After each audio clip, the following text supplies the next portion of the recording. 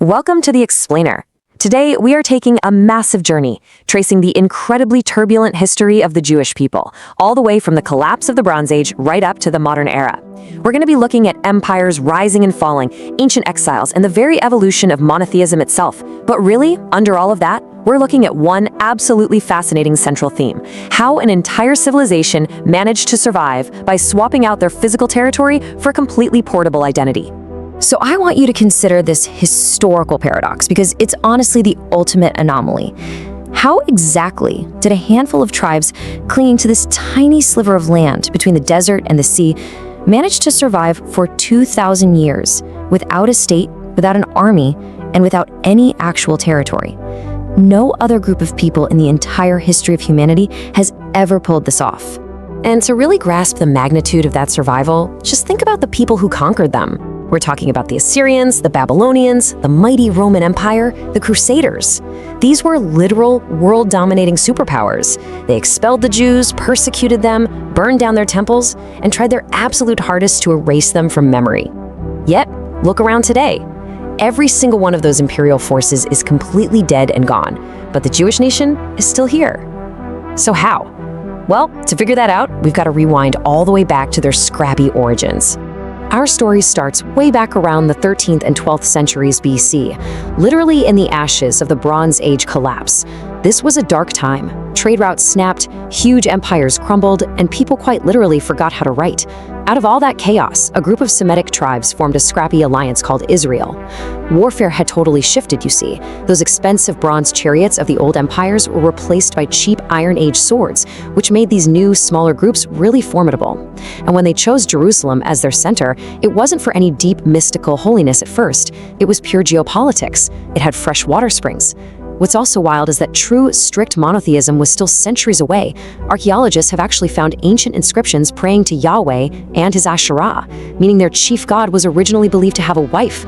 It was very much a localized tribal cult at this point. Okay, so let's fast forward to 586 BC, because this is the ultimate turning point. By this time, King Solomon had built the first temple in Jerusalem. And you have to understand, this temple wasn't just a place to go pray. It was the literal, physical center of their universe. It was the one and only place where their hereditary priests could offer sacrifices to God. But then, the Babylonian king Nebuchadnezzar II rolls in. He totally destroys Jerusalem, burns that precious temple to the ground, and deports all the elites, the priests, the scribes, the aristocrats, straight to Babylon. Just like that, the physical anchor of their entire religion was completely annihilated. Now, what's really interesting about this slide is how they responded. Normally, when a nation was deported in the ancient world, they just dissolved and assimilated into their new surroundings.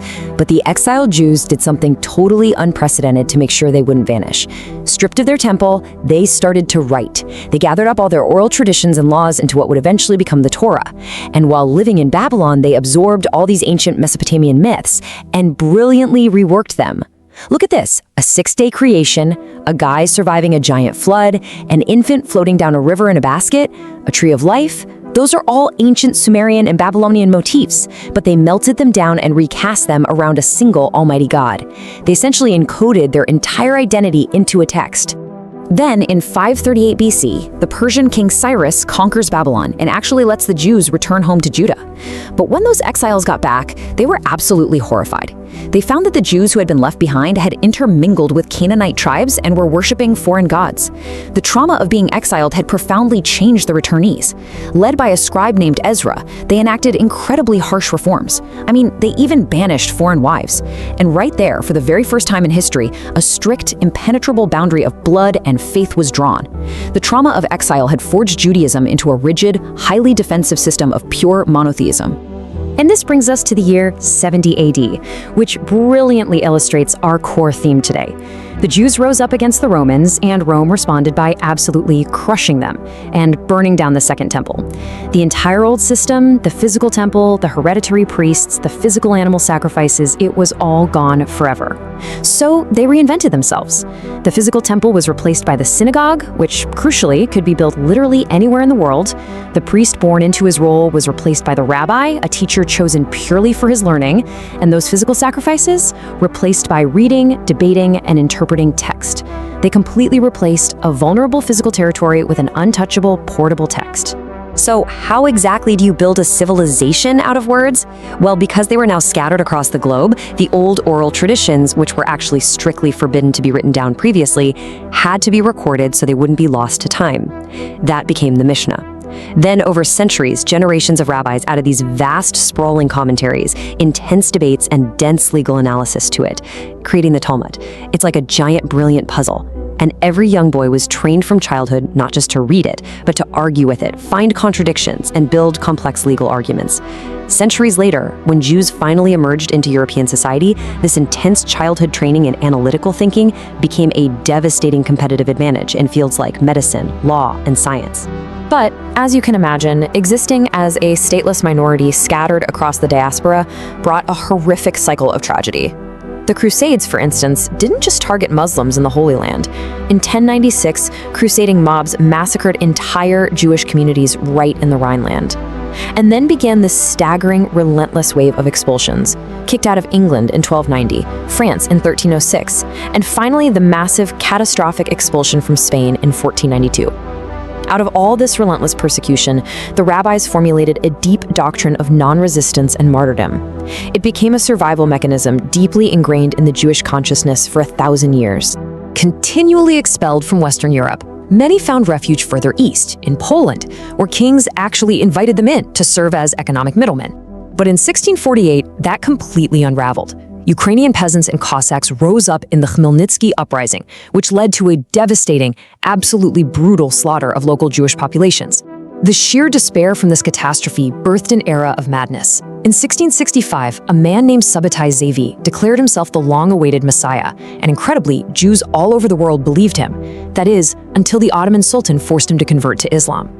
The absolute wreckage and heartbreak of that massive religious fraud gave rise to Hasidism, a grassroots movement that declared sincere, joyful emotion was just as important as elite, scholarly text analysis. Now, as we move into the 19th century, we see a terrifying paradox unfold. In 1791, revolutionary France emancipated the Jews, giving them equal civil rights. They finally poured out of their closed-off communities and into universities and the broader society. But here's the dark twist. This integration actually mutated the prejudice against them. Back in the Middle Ages, anti-Semitism was mainly based on religion, meaning you could theoretically be baptized and escape it. But by the 19th century, emancipation had bred a new, inescapable hatred based entirely on race and blood. Suddenly, assimilation or converting didn't matter. There was no escape whatsoever. And this horrifying realization hit an Austrian journalist named Theodor Herzl like a freight train during the Dreyfus affair in France. He watched crowds screaming, "Death to the Jews," at a wrongly convicted Jewish military officer, and he had a complete revelation. Assimilation had utterly failed. The only way they were going to survive was by establishing their own independent state. So, he convened the very first Zionist Congress in 1897 and jotted down this incredibly prophetic entry in his diary. In 50 years, this will be reality.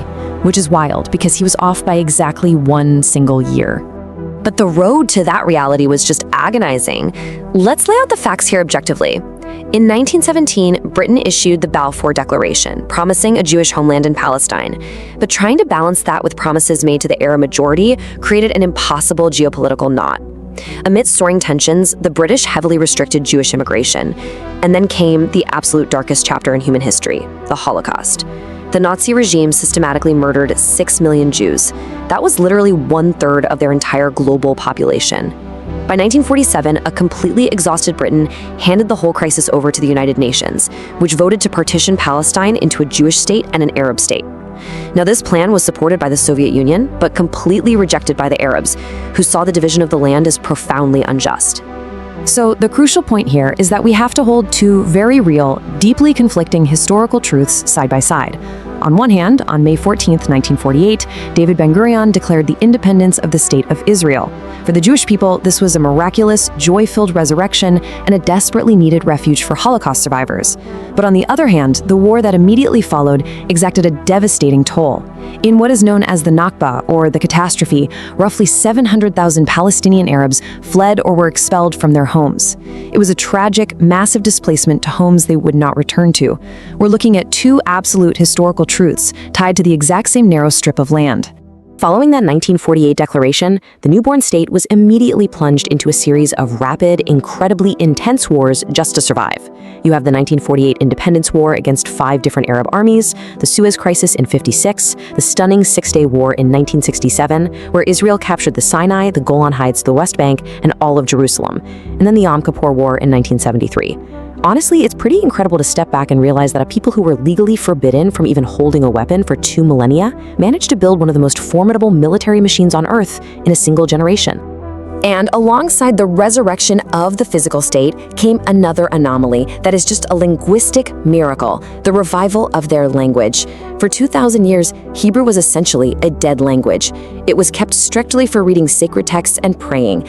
But as people returned to the land, they decided to bring the language back to spoken life. Guys, this is literally the only time in the entirety of human history that a dead language has been totally and successfully revived. So the ancient sacred language of the Bible suddenly became the everyday language used on busing city buses, at football matches, and in modern tech startups.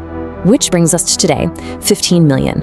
To put that into perspective, despite 3,000 years of massive empires trying to completely erase them, despite the constant expulsions, the Inquisitions, and the unimaginable horrors of the Holocaust, there are 15 million Jews alive today. They make up just 0.2% of the entire global population. Yet their cultural, scientific, and historical impact is just absolutely massive. I mean, including giving root to 3 of the world's major religions. So what does this all mean? As we wrap up this explainer, I want to leave you with a really profound question to think about. When the Romans burned down that temple and destroyed Judea's physical borders, the Jews packed up their entire identity into a portable text. They adapted. Think about it. The Sumerians, the Babylonians, the Romans, they all relied on big physical walls and mighty armies, and every single one of them eventually turned to dust. So I leave you with this. When a civilization's physical borders are utterly destroyed, can the pages of a book actually become an indestructible fortress? Thank you so much for joining me today, and I really hope this journey gave you a cool new perspective on the sheer endurance of human ideas. Catch you next time.